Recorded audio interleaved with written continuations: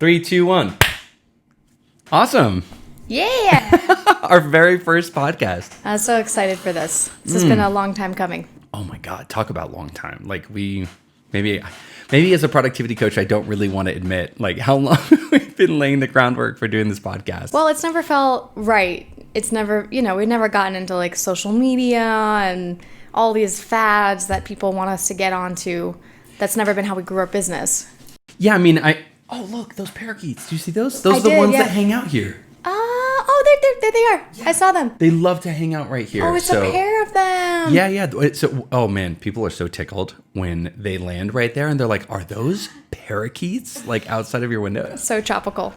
Yeah, so I think you're right, actually. I think that like we have taken this approach that I'm pretty proud of. I mean, it sounds weird because people don't hear all the things that we're frustrated about. So to come out and say what we're proud of, it probably sounds like we think we're so great. But like, take it for granted before I say this that like there's lots that we think that we do junky. Well, we wish we were into the Facebook posting and all the things and Instagram reels and all that stuff. But I mean, I really do wish we were into that because I think it would have been easier to grow our business. True. But I guess to finish the thought, what I was thinking that I'm really proud that we do is that we're really good at like measuring twice and cutting once. And when we do make a commitment, like we did to YouTube, like we did to our webinar, like we go all in and we don't give ourselves any like exits. And so I think with the podcast, it was an idea that we'd wanted to do for a long time, but we made it sort of chill out in the background, fight to happen. Yeah, we make our ideas fight, do battle. Do glorious battle. May the best one win. Well, I'm really excited about the topic today because in my opinion, it's sort of one of the principles that defines us as a couple. I think so. I think you're right.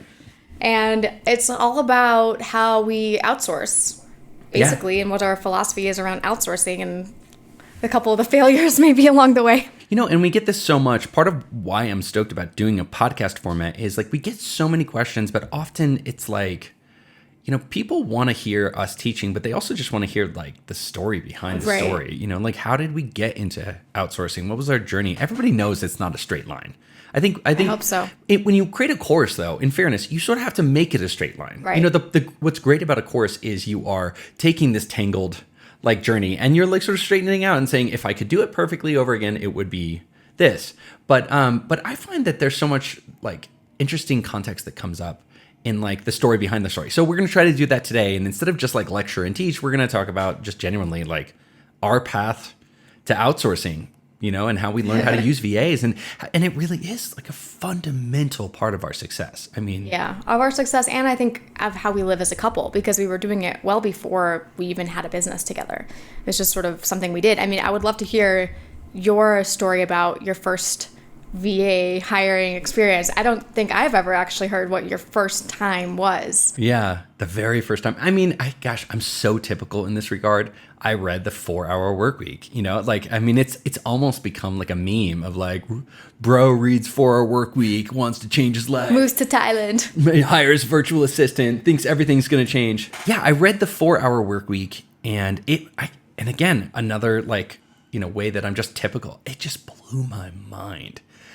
And I think at the time, the context is important. Like I was killing myself, working like 80, 90, sometimes 100-hour weeks in finance, taking pride in it. But also, anybody who knows me knows our story about like how I basically blew up my gut, like doing that and got to a point where I couldn't. So, I think the 4-Hour Workweek, just taking one step back, was almost like, have you ever seen a smoker who's like totally like, I'll never give up smoking. Non-smokers are suckers. And then like you see them 2 weeks later and they're like religiously converted. They're like, no, I quit. They're lecturing everyone around them about how bad it is to smoke. I was like that as an overworker. I was the overworker who was just like, if you had seen me 2 months before I had my like religious conversion, I would have been like priding myself on like, I work longer and harder than anybody else and I hustle more. And then like my gut exploded and I was like, I really went the opposite way. And I think the Bible that converted me to the religion of life hacking was Tim Ferriss's The 4-Hour Workweek. And so after reading that, I think he had recommended like this India-based assistance company, the name of which I'm sure somebody will put in the comments. But it wasn't a good fit. Let's put it this way. But one of the things that Tim Ferriss had said that was really interesting is he said, don't expect your first or second or even third attempt at outsourcing to work. Like, decide how much it's worth it for you, right? Like, what are the table stakes that you're willing to lose just to be in the game? And I said to myself, I thought it was such a great framing of a question. I just said to myself, like, what is it worth it if I can master this skill of being able to delegate things? And I sort of arbitrarily chose the number $500. You know, for some people it might be like, whoa, that's a lot of money. But at the time I was flush. I was working in Wall Street. And And is that amount something that you were just willing to burn, basically? Yeah. Just get no return on it? Yeah, I just assumed that either because of me just basically being an imbecile and not really knowing how to outsource, Right. like I just assumed that I would screw things up and not get a return on A my wise first assumption. which turned out to be a very wise assumption.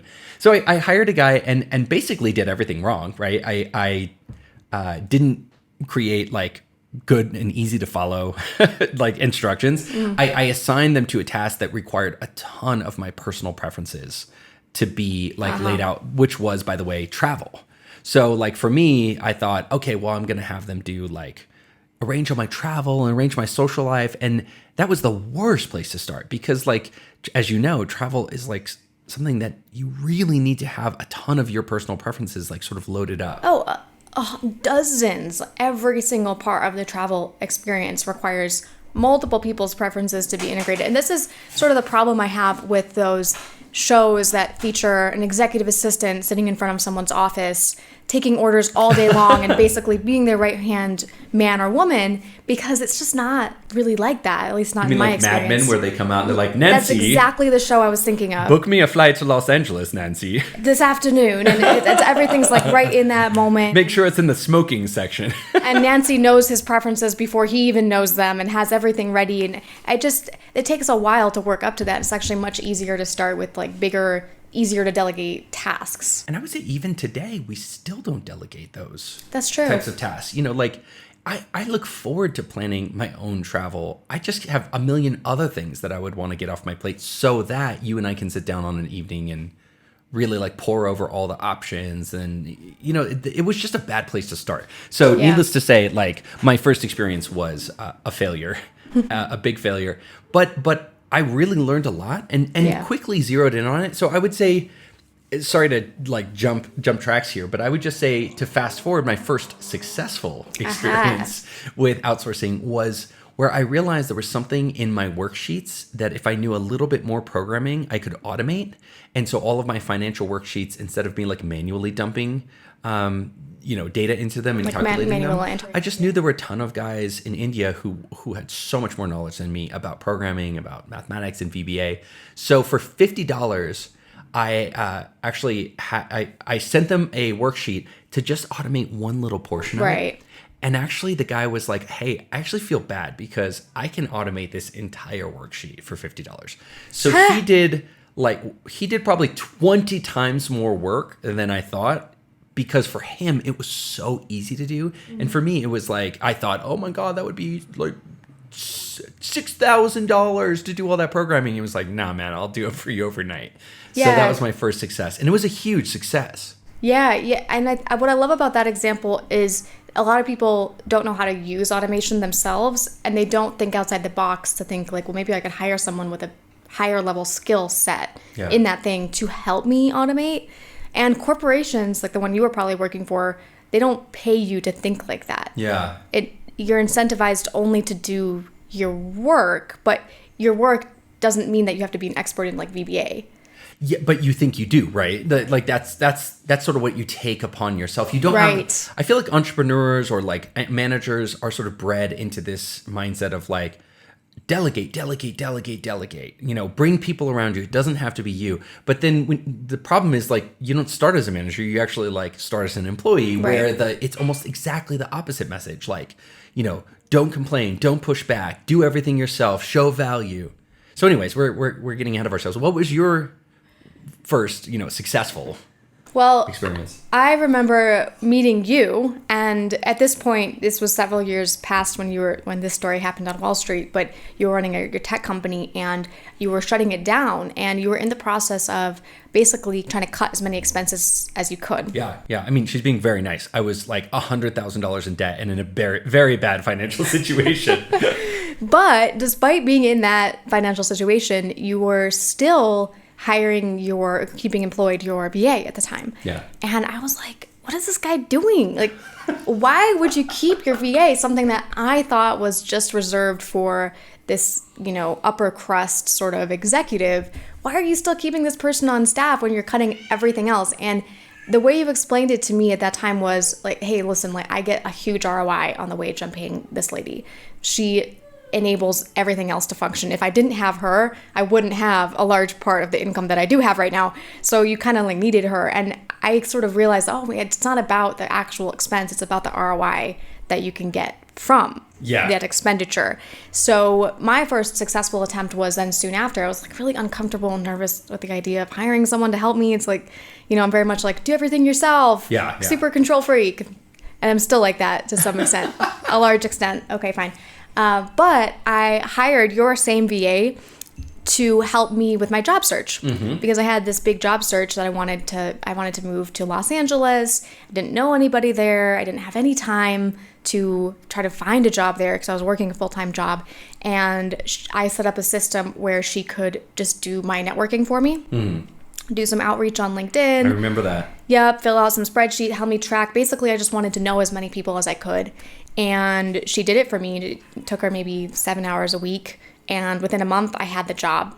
And I secured a $50,000 raise in the process. Yeah. Because I had made it look so easy. I was keeping up with my current job, and I was effortlessly networking with all these people in LA. And all of a sudden, I had the job and $50,000 more per year. That was a killer moment. I mean, I remember witnessing that and being like, I already was sold in on the power of like, having a VA. But I remember when you ran that process, and I was like, that was badass. I mean, doing your job full time and having your VA do the heavy lift to find a new job. I mean, in a weird way, I feel like everybody should be doing that. Like 100%. Because have you heard of like Amazon? The second they hire you for a job, they put the job listing out again. No. To see if they can get a better person than you. Have you heard of this? No. I don't know if I picked it, but like I heard this, right? Okay. By the way, anybody listening who like knows this isn't true, then correct me. But like, it sounds like something Amazon would do. Let's put it this way: it definitely doesn't sound like outside of the box for Amazon. Right. And the idea is they always want you to know that hey, we were always in the market to find somebody who's better than you at doing your job. And I feel like, okay, fine. Like if that's what the modern society has become, you should always have a VA like searching for you. Right. To find a better job. Right. Just effortlessly out there, constantly trying to see if they can trade you up to a better job. And we know, that not to get too deep in the weeds, but we know the data shows that people who switch jobs more actually make a significant amount more in money by the end of their life. Right. Yes, it's a new paradigm. We just don't do it. Why? It's a hassle, Yep. heavy lift. We're already over capacity at work. The fear of the unknown, all so that anyways, stuff. I just thought, not just in the time when you did it, but I still continue to think that's a killer use for a VA. Oh, definitely. Because what makes a good task to delegate? It's something that is repeatable, something that you spend a lot of time doing, but you're just doing the same exact thing over and over and over again in basically the same way with as few decisions to make as possible. So reaching out, like finding someone on LinkedIn with a certain job title, messaging them, something, and then inserting like a point of connection where you both are similar, like that's a pretty basic task that someone else can do. Obviously that person has to have fluent English. If they don't, that's a deal breaker because you don't want to send out messages that make it obvious that it's not you. Oh my God, that would be the worst. Talk about like poisoning the well. Side note really quickly. I will freely admit that you guys in the audience are going to hear probably what sounds like a baby playing in the background. That is our daughter in the other room. Playing in the background. Part of us we were like, how do we keep it? You know what? We realized like this is our life. We're welcoming you into our life. And a big part of that is going to hear our baby crying or playing in the background with her nanny. The sounds of things falling on the floor or being hit together. So if you're wondering why the sound quality is not like perfect here.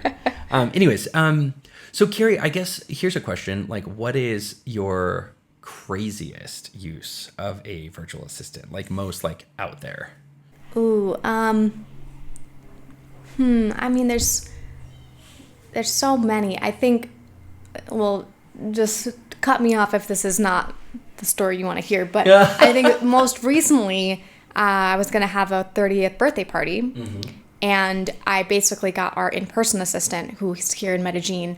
I basically just had her do it. Playing the whole thing, yeah. Because, you know, it's like we got our baby. She's like less than a year old at the time. I was super busy and just like not super passionate about party planning. I think you recognized it was important that we do it upright. Right, because like it's a moment. It's a big moment. Yeah, on the day of your 30th birthday, you knew you were going to want something special, but you just didn't feel like doing all the heavy lifting and planning. So I basically ended up not doing a single thing. I messaged with some vendors and with my assistant, but besides that, I didn't have to go anywhere to buy anything. No decorations, no cake, no anything. That was all taken care of. Didn't have to do any of the invites or planning or anything like that. Like I literally just showed up on the day of. No setting up, no decorating because it was at a friend's house. So she kindly did all that. I mean, I'll plug into that and say, when you were back in LA, you did the consumer packaged goods social club. Right. Yeah, and it was basically a monthly dinner where you invited 8 people from the CPG industry. This is when you were back in the CPG. And you had it down to like an SOP where literally I remember coming home and there were TaskRabbit strangers in our house because they had coded into the door. You had they had the door code. Your SOP even had the door code, which was like a temporary door code that they only had for a certain window of time. And they would key into the door and they would come and you had the video and written set of instructions. And literally they would just come with all the food. They would set the table. Like a dinner party happened monthly and we didn't even lift a finger. I thought that was badass. I mean, and again, with the networking and the invites, like all that stuff just happened automatically. And I cannot tell you what that did for my career. Like it made me look so good. I was having still getting job CMOs. Offers. Yeah, they still message me. They're like, "Oh, are you looking for a job?" CMOs coming over to our house, being like, messaging me on LinkedIn, being like, "Send me an invite to one of your social clubs." When am I going to get an invite to the social club? Wow, okay. That was badass. That was pretty cool. But I think to that point, one of the most like, phew, so glad I had that delegated was, I don't know if around the same time, I don't know if you remember, we were doing Airbnb. Yeah. And there was one time where we had a really important business presentation. We were just starting our business. And it was like really important that we be there, but we had to get one of the rooms ready. And there was nobody, like my cleaner canceled last minute. I remember this. You remember this? And my uncle, who's an airline pilot, was flying through LA that day.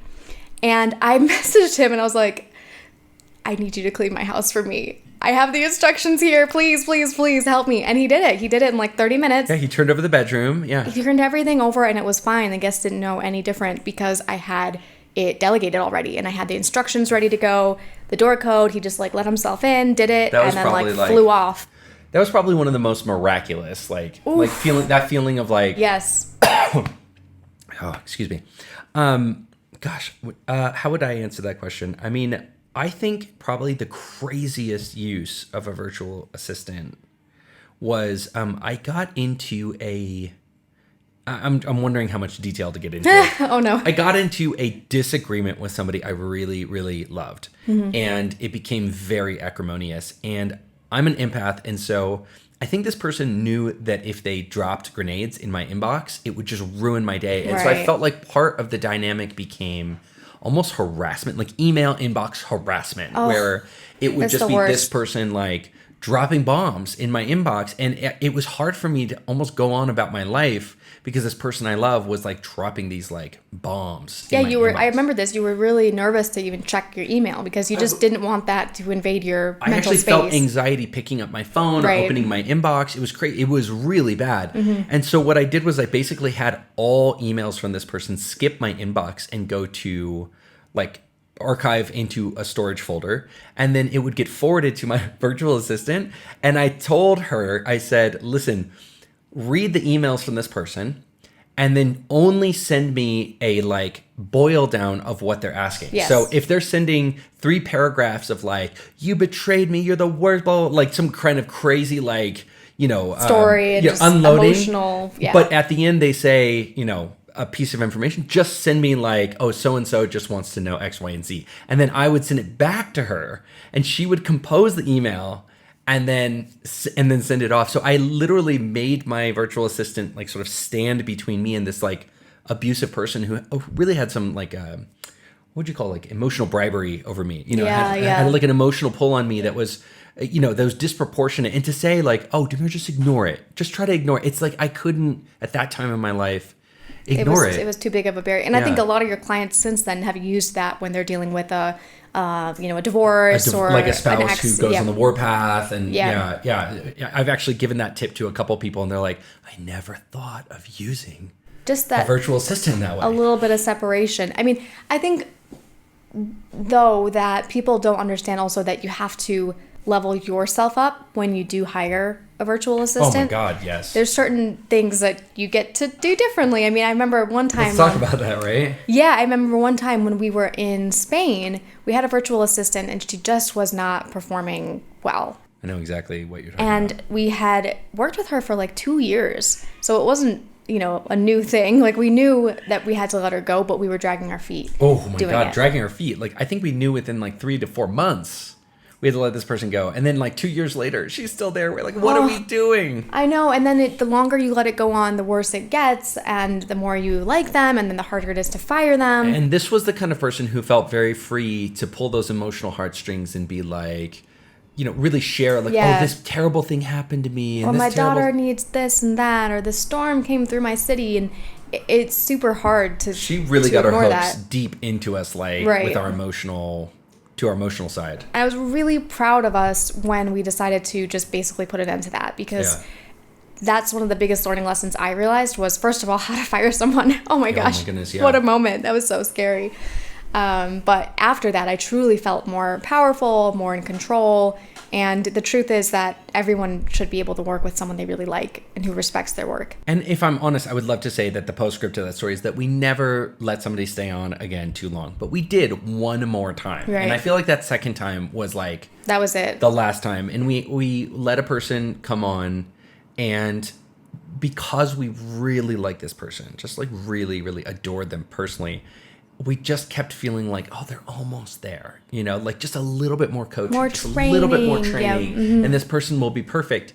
But then we somehow ended up in a place again 2 years later where it felt like, oh my goodness, it's 2 years in and this person is still not up to snuff. I think my new personal policy around this is, if for any reason I don't like working with my VA, I should probably just let them go. Even if it's not a justifiable reason. And that's the thing, because you can justify anything. Yeah. Oh, this happened. That's why he or she didn't do this task right. Oh, I should have explained it better. Like, okay, yeah, maybe you should have.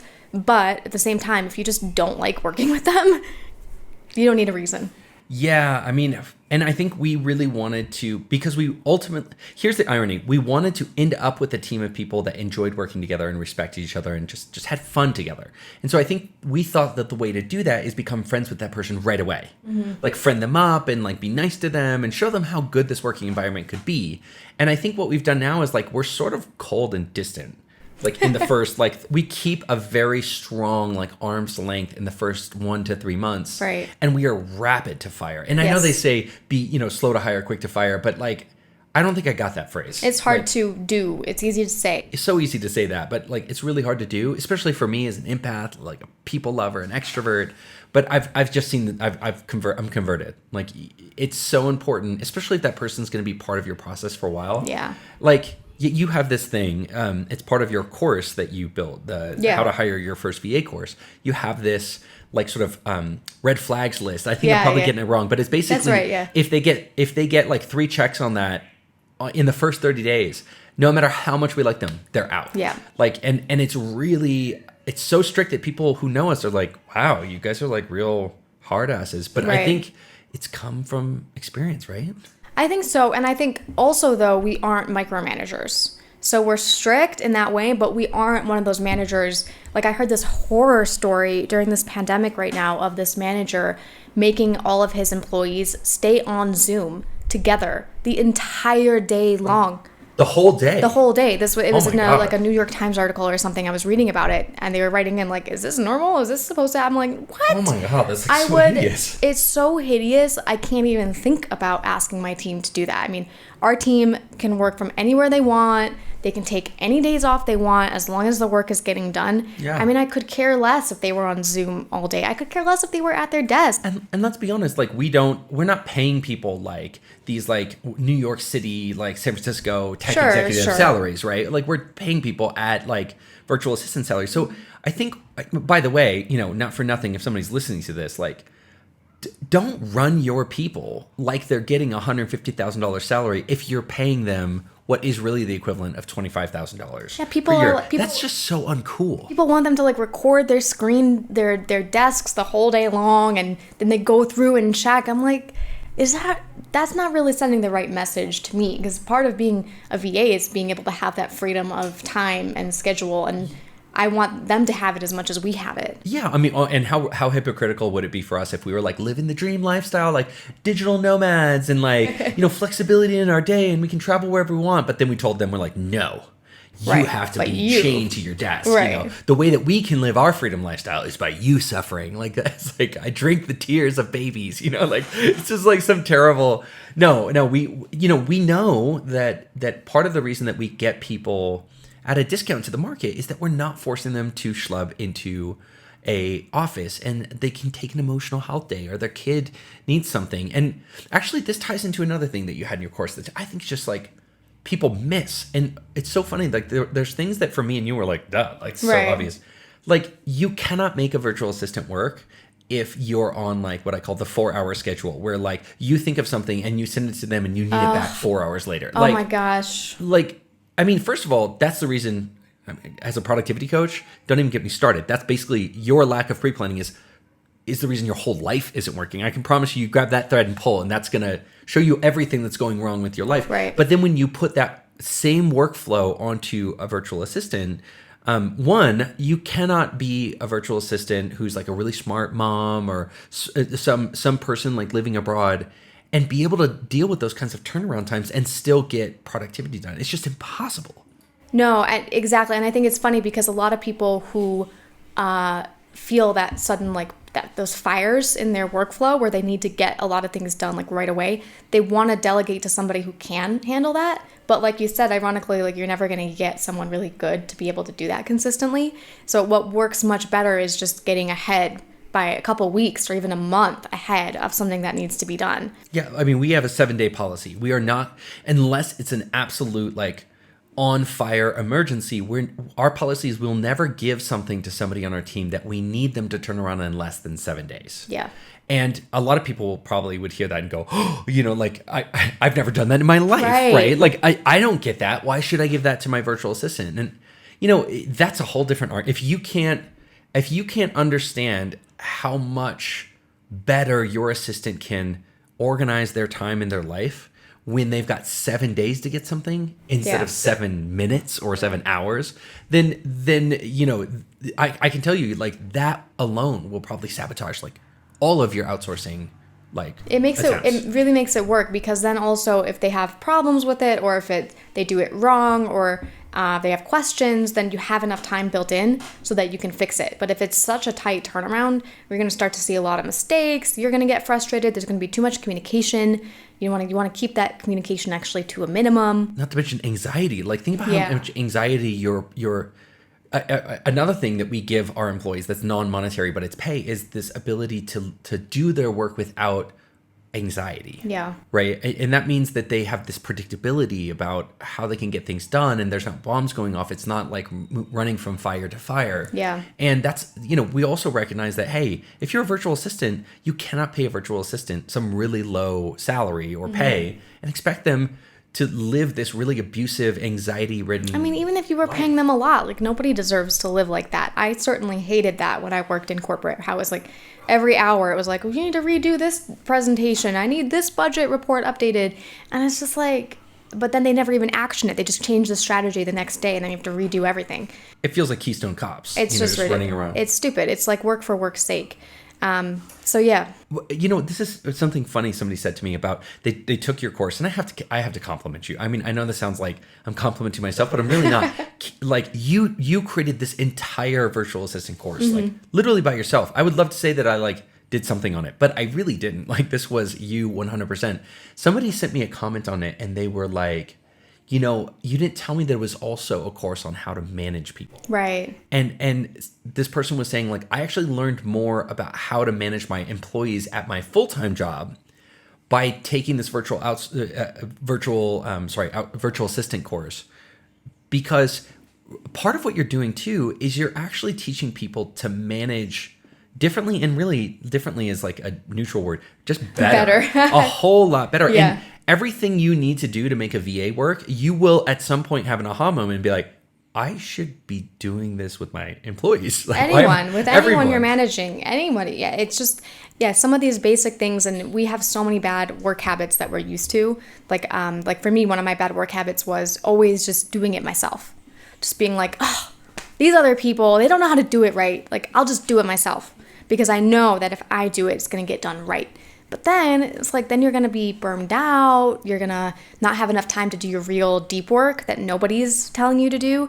And the only benefit you're going to get is just being right and sort of being that person on your team that is known for being able to handle a lot.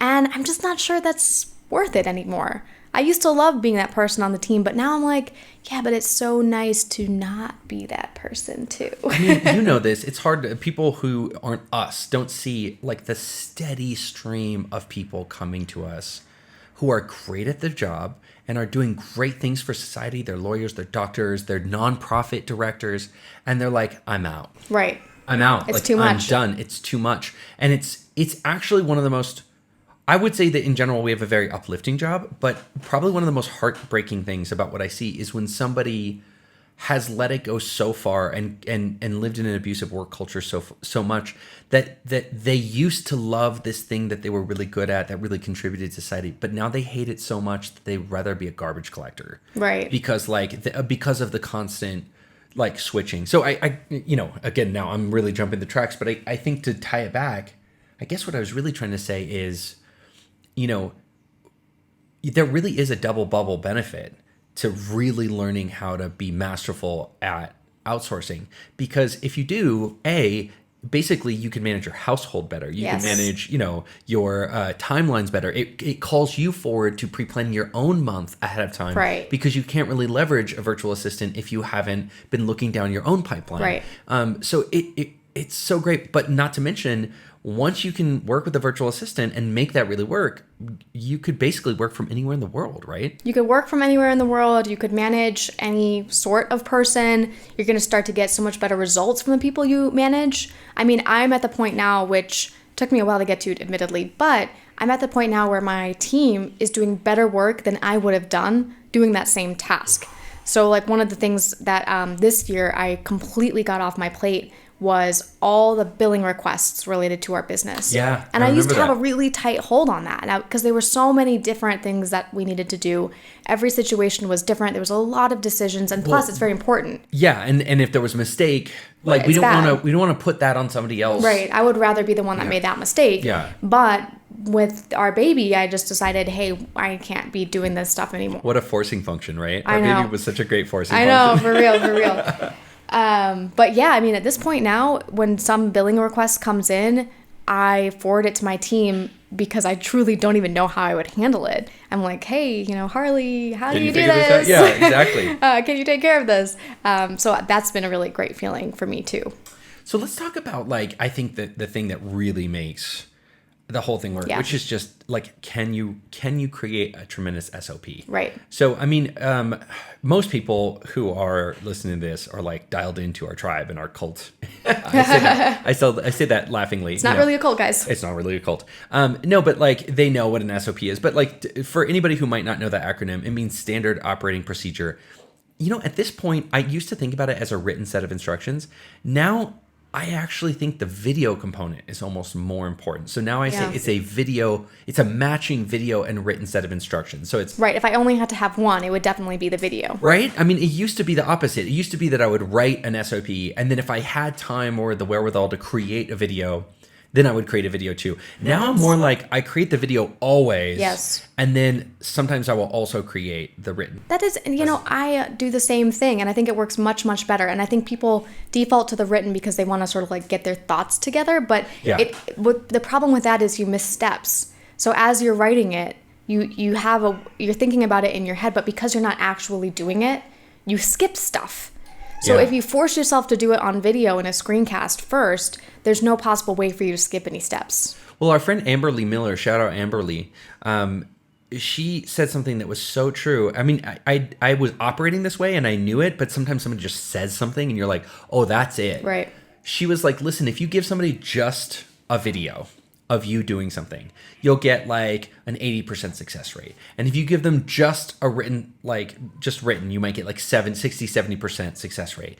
But for some weird reason, when you give them both a written SOP and a video SOP, the success rate combined is better than the sum of its part. It like goes up to like 96% It's success really, rate. really, really high. I mean, it goes up really high. So that really is one of the magical, like 1 + 1 = 5, like unexplained, like if you pushed me to explain like, cognitive science behind, but the best attempt that I can make is just to say that like, it basically hits all of your learning centers at the same time. Right. You're listening, you're getting, if you have your face, you can see the person's expressions and emotions, and so you get that like or at least you hear the tone. Or you hear the tone, but you also see it flashing. You're being guided through something on the computer. That to me is the biggest part. Is that, and then I like having the written because once the person's watched the video, say it's like a 15-minute video, they're probably not going to go through that video many times. Yeah, exactly. So they almost reference the written, and then if they need to, if they're unclear about a part, they can go and watch just that section of the video again. Yeah. So I mean, I feel like we could do 4 hours just talking about how much we love SOPs. But I think skipping ahead, I think the conclusion to that would just simply be, I feel like SOPs are like that gate. Yeah. That if people don't embrace and just like get onto, like when people do, they're like, oh, that was so easy. Why did I make a mountain out of a molehill? But when they don't, it's just one of those things where it's like, if you can't make SOPs, then you can't outsource. Well, and one thing I thought was that maybe it seems diminutive to be sending someone such a detailed instructions. Yeah, because it does treat them like an idiot almost. I mean, I've changed my thinking around that. I don't think that that's how it's perceived, and nor is it meant to. No, I agree with you. And the reason why it changed for me was our team members started telling me how much they loved my SOPs. They were like, I feel so happy when you send through an amazing SOP with a task, because they know that they'll be able to do the task, and everybody wants to do their job well, And so having that SOP in hand for them was like, great, like I don't have to ask Carey questions and delay my workflow, and I don't have to wonder if I'm doing it right. It's all in the SOP. And so apparently our team members were all talking amongst themselves about how great the SOPs were. And that for me is when I was like, oh yeah, we're on the right track here. Yeah, I mean, SOPs, by the way, the part of the reason we could talk so long about SOPs is that they're also so foundational for any business owner, for if you ever want to get work off your desk and keep it off your desk. You need an SOP. This is another thing where it's like, I had to learn SOPs to outsource, but I realized that their application was as good or greater just in in my day-to-day life. We have SOPs for our house cleaner. We have SOPs for our cook. We have when Gigi gets old enough, we're going to have SOPs for her to help out with chores. We just have I think SOPs are just so much bigger than just virtual assistants. But I love that what's great about a virtual assistant is unlike somebody sitting next to you on a desk or somebody who's in your house that you could fake it, you actually can't fake it with a virtual assistant. You must write a great SOP because they're literally halfway across the world and sometimes don't even speak the same language. English isn't their first language, and they certainly don't have any cultural context. So it sort of is this forcing function where it forces you to get over it and write stellar SOPs. And then once you do, you're like, why don't I give my husband an SOP to do this thing the way that I want it to be done? A very relevant example is one of our team members just last week was out of electricity for 4 days. There was a big ice storm that came through her city, and she literally didn't have internet to work. And normally you'd be like, oh, crap, then I have to do everything that she's doing because I'm the one that knows everything about the business. Not the case, because all of the things she was working on had SOPs. So I was able to delegate them out to other team members and sort of spread the work out. And even tasks that those team members had never done before, they did, because we had the SOP. So just, Brilliant. The relief from that. And then to your point, it doesn't have to be for business stuff. We have clients doing them for simple things like how to take out the garbage. But you know how, like, you want it done a certain way, you know? Yeah. I love it. I mean, you know, like some clients are so... let me actually... I'm skipping ahead. I love it when clients with kids get their kids hooked up into Asana as if they were literally a virtual assistant. Yeah. And we have story after story, especially in the pandemic, of like clients who were like, I think there was one who was like, I pay my kids to cook like Blue Apron. Like the Blue Apron comes, everything's pre-chopped, and they have the set of instructions, and I just pay them to make the dinners at night, right? We have another client who's like got her kids plugged into Asana, so like everybody in the house has certain sets of chores, and they recur automatically on a weekly or monthly or bi-monthly basis. And the SOP or the video instructions are literally embedded inside of the Asana task. Right. So they literally run their family like it's a business, and people and they use all the same principles of virtual assistant, giving them like advance notice and ahead time, great SOPs, using Asana to coordinate everything and do commenting back and forth. And those parents are just so dialed in and so happy. But then there's parents who are just like straight up miserable. They've got like capable age children. They're not like 1 and 2, but they just, I think, don't want to... I think in their mind, they just don't want to like put their kid on that level of like, I think they think it's debasing their child. I don't know. I don't think I agree with that. I think this is a common problem that both parents and managers have. It's not just parents.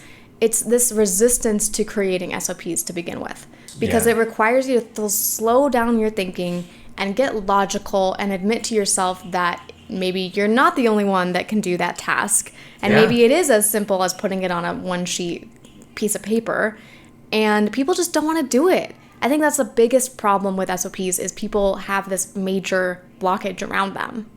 I mean, I agree. And there is that superhero syndrome where people will say to us like all the time, like, I need help. But then I can see it when I get in with a client and I can show them a really easy way to get help.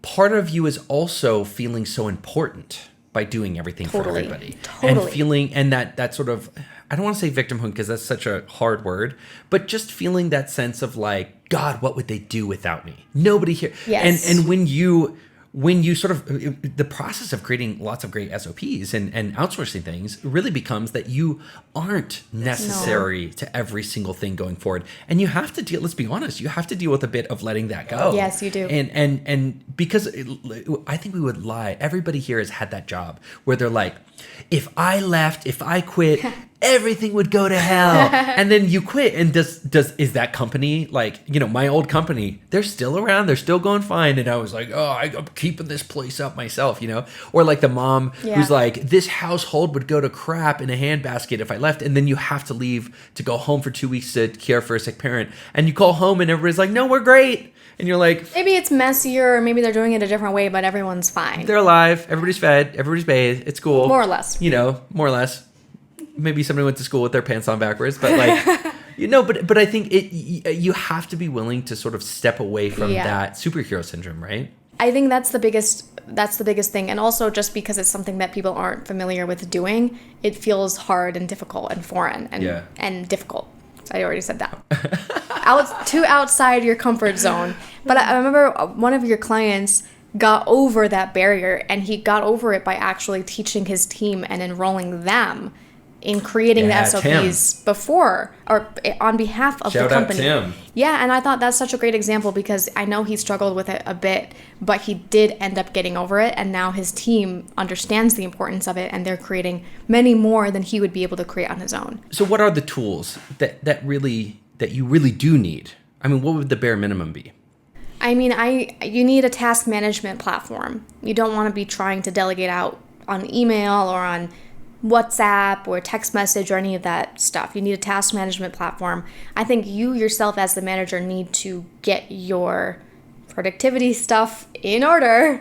Yeah. You can't be a good manager if you don't have a good handle on your time, because you're the leader. I mean, I again, a little rant. It's like we've worked with so many people who have hired us to train their team, but they themselves don't want to be trained. Oh my God, so many people. I mean, like you'll. I'm not going to name names, but you know exactly who I'm thinking about. I know who you're talking about. This really famous personal development guru had us come in to their team and was just like, no, I know all this stuff already. It's my team that stinks. And we started training their team, and their team, frankly, was like their team was great. They were like their team was like trying not to like. They were trying to manage but around this person who felt that they were above. And he wasn't, you know, yeah. And this person had created this, like, I guess, excuse around himself, the story around himself, that I'm like the creative genius, and that's why I have you. I need to stay in this completely unstructured, free space. I don't want to deal with it. You know, and then you deal with that. That's why I pay you.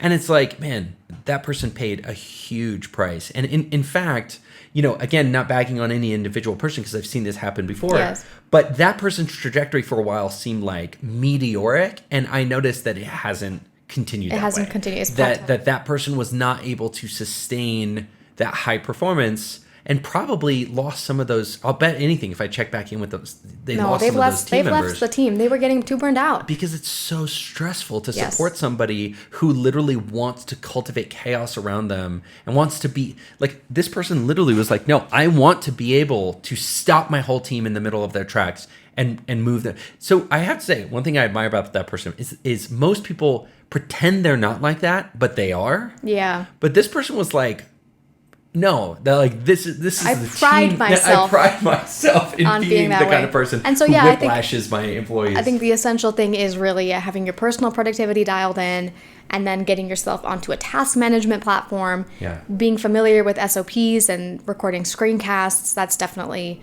super, super important.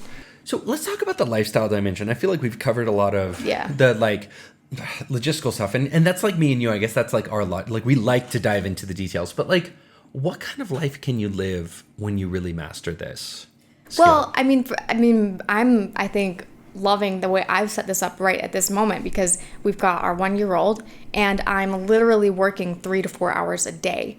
And that's less than I've probably ever worked in my whole life. And it does feel very foreign to me, but yet I look back at what we've accomplished this year, and we've accomplished just as much, if not more. You know, we've doubled the size of our membership. I've launched tripled. Tripled. Yeah, okay. tripled. We've tripled the size of our membership. I launched my own course without any input from you. We've done so many great things in the business this year, and I've been working less than I ever have. And if that's not proof that the systemization stuff works, I don't know what is. I mean, yeah, you know, most people know this about us. So for those of you who like know this, then sorry for repeating it. But like, we live this like badass existence. You know, but even now, I think a lot of people know that we live in Colombia and we live in paradise, and there were parakeets right outside of our window a second ago. But I think even when we were living in LA, you know, right when we were getting started, I don't think it took that long for us to start living a pretty dang good life, you know. We've always had that as a priority, though. I mean, some people don't. You can tell by the way they make decisions that that's not actually their priority. Yeah. But our priority has always been that freedom, having ownership over our time, being able to have time together as a couple.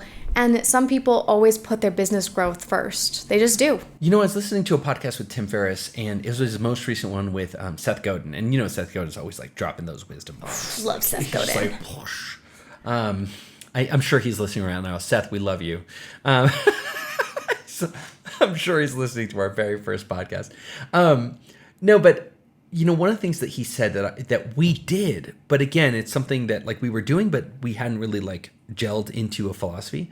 He said, you can never impose constraints on any initiative later. Right. So, for example, when we started this, I remember the exact time we sat down at our kitchen table and we set our constraints for our lifestyle. Right. We basically said we need to be able to work together. Right. Which is weird. That's a weird constraint because like companies will not hire couples. In fact, they specifically don't want to have married couples. You know, there are some notable exceptions, but most companies don't want the vast couples, majority. Right. And I mean, it's just imagine how silly somebody would look if you were like, yeah, my husband and I are playing together, right? You know, it's like that. It's not even in people's imagination. But you know, we knew we wanted to work together. We knew that we wanted to be able to live from anywhere. We knew we wanted financial independence so that we could continue to work without a gun to our head there is just a completely different quality to our work today.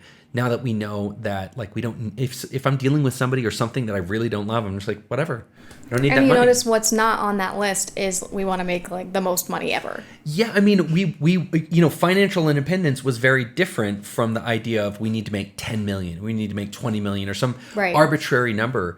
And what Seth Godin was saying is, like, if the only boundaries that you set on your business is I need to make 10 million, you will end up like living a lifestyle that even at 10 million you don't think is worth it. And I think, sorry, there's a long-winded way of bringing it back and saying, like, once we had set those constraints of, like, this is how our life needs to be. Oh, by the way, I remembered one. We need to be able to take a nap every day. Yeah. Right. So that was a great constraint, and it's a real one too, right? Like, that's a strict one.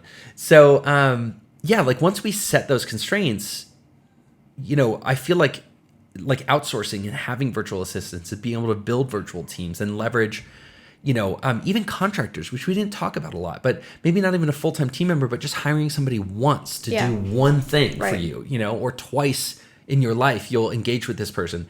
That has been so critical in this freedom lifestyle that we've been able to create. Yeah, I think our philosophy has now been, if we don't know how to do something and we can't immediately find somebody, we'll just keep looking. Like, we know that right person is out there. We just have to continually find them. We didn't like that video editor. Okay, well, let's try with the new one. Rather than just saying, well, I guess we have to do it ourselves now. It's been more like, well, let's just play with the process a little bit. Let's change how we're doing it.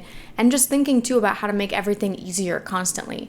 Yeah. We've gone through maybe 10 iterations of my personal schedule after the baby was born. Yeah. And it's been this process we've gone through of thinking about, like, okay, well, if I wake up at this time, then could you take her to do this activity? And how would that change both of our overall schedules? And so we've just been, like, constantly honing. Just like solving the puzzle and then resolving it and resolving it and just trying to see how we could get to, like, the most elegant, like, version of it. Yeah, I guess the reason I brought that up is just, I feel that for people who are looking for freedom in their life, this is such a important tool for creating freedom, time freedom in the sense that clearly if somebody else is doing it, I don't have to do it. It's an hour that I save. Right. But also, like, career freedom in the sense that, hey, it's not just about time. It's also about brain space and brain power. Like, if I can take entire chunks of my job and move it away from me, or even parts of my lifestyle, my home life, then that's just more free brain power where I can, like, save that to do the really important work that I need to be doing. Yeah. And then even when we talk about spiritual freedom, right? We talk about this idea of, like, life not being a slog. You and I famously came up with a list of all the roles and responsibilities that we need in our life. And we auctioned them off from the ones that you really wanted to do and the ones I really wanted to do, down to the ones that you hated less or I hated less. Mm-hmm. And then the very bottom of the list at the very end was, like, this list of things that both of us truly hated. And I think those are what people bicker about. I think there's a lot of things people bicker about that they don't need to. I mean, I was just making a list of the top tasks I've ever outsourced, and the number one was just cooking.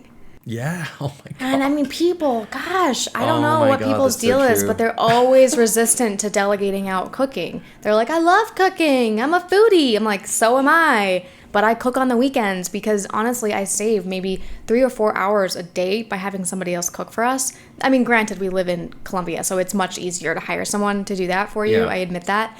But we've also made the choice to move here because we wanted services like that. Yeah, I would say cooking was probably, out of our decision to move abroad, like, having help in the house for cooking, cleaning, the whole thing was probably 80% of the decision. And it's because it's significant, because not just the time, like you said, it's about the mental capacity, and just, you don't want to be exhausted at the end of the day and still have to clean your house. How many times have you and I finished work? And by the way, not for nothing, I work a 25-hour week. So, I mean, for people who think, oh my God, this guy's so spoiled, it's performative. Like, when you're coaching, and it's like 25 hours of deep work. It's very difficult. So it feels like 50, 60 hours. It's like mentally taxing. But how many times have we finished work and been playing with Gigi in the front room, and Doña Irma's, like, cooking or cleaning dishes, and I just think to myself, like, that could be us. Like, us right now. Like, yeah. Oh my God. Like, that alone has just been tremendous. Yeah. Yeah. Oh my goodness. Okay. Well, I feel like we've just like nailed this topic upside down, left, right. Is there anything else we need to talk about? I don't think so. I mean, I'm really looking forward to hearing people's questions too. Please. Because we would love to hear and dialogue with you. So yeah, hit us up in the comments. And you know what? I invite, if you are somebody who's been part of our tribe, used our materials, or been through our boot camp, and you've had some like just bone crushing examples of how outsourcing and having a virtual assistant changed your life, like please like drop those in the comments wherever you might find this. That might be comments in Facebook or comments in YouTube, but like let us know, or heck, if it's something you've never told me, like drop me an email and let me know like what those wins are. I think people go out there and they learn this from us, and then they get huge wins, and then they don't really bother to circle back and be like, oh, by the way, I never told you that I was able to outsource this thing. So gang, please like share your wins with us. Yes. Awesome. Hey, great first podcast. Yeah, nice. I thought this worked out. And gang, if you have suggestions for us, topics that you want to hear from us, or suggestions for the podcast, let us know.